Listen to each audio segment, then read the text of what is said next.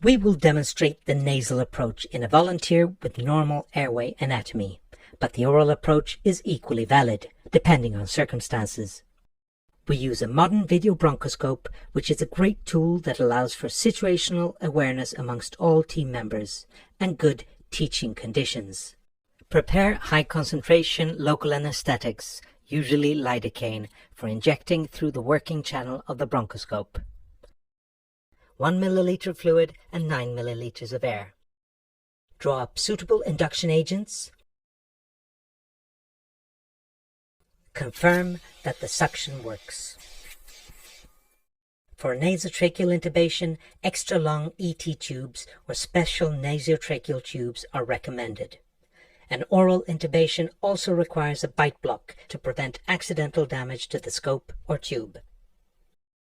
Oxygenation should commence as soon as it's practically possible and continue throughout the procedure. A high-flow nasal cannula is an effective method of maintaining oxygenation. Sedation is optional if you're very experienced with the drugs. A remifentanil infusion is a good option due to its short-acting profile, titratability, and cough suppression. But if in doubt, request help or avoid sedation altogether. Next, topicalize the airway, the importance of which cannot be stressed enough. Consider glycopyrrolate, which reduces salivation and thereby makes the applied local anesthetic more effective, but note that it has to be administered at least 20 minutes before the procedure. A lidocaine gel-coated nasopharyngeal airway is a good way of starting to anesthetize the nasal cavity. Next, start spraying, using a local anesthetic containing a vasoconstrictor.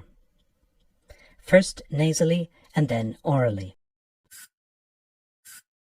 DAS recommends 20 to 30 sprays over a 5-minute period. This may feel excessive, but it is the key to effective topicalization. Test the anesthesia of the nasal cavity by carefully inserting a suction catheter. Now perform the intubation. Stand in front of the patient with your arms at a comfortable level. Use an elevated platform if necessary to avoid working above your shoulder height. Lubricate the bronchoscope and fixate the ET tube. You may need to remove the proximal connector, but make sure not to lose it. Introduce the bronchoscope into the nasal cavity and carefully make your way into the oropharynx, looking down at the base of the tongue. Keep communicating with the patient as you proceed.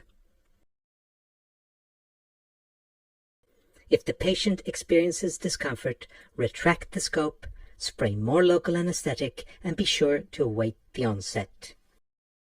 Proceed to identify the epiglottis and place the bronchoscope just above the vocal cords and spray them with local anesthetic. The air in the syringe will aerosolize it.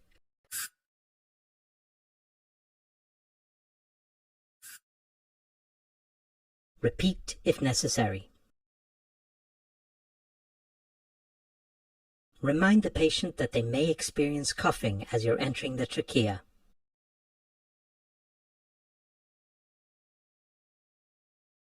Make sure that you see the tracheal rings and proceed until you see the carina.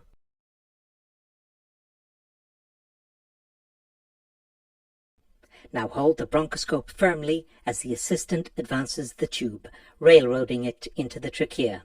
A rotation may be required as you advance.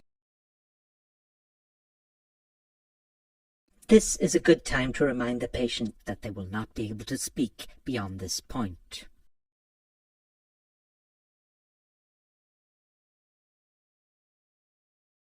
Once the tube is in the trachea, confirm the position by grabbing hold of the bronchoscope just over the end and retracting it from the carina until you see the tip of the tube. It should be about 3 to 4 centimeters. Firmly hold the tube in place as you remove the bronchoscope and reattach the connector. Connect to the ventilator and confirm end-tidal CO2 waves on the monitor. Visual confirmation of the tube in the trachea combined with end-tidal CO2 is a 2-point check for correct placement. Now inflate the cuff and sedate the patient further if required.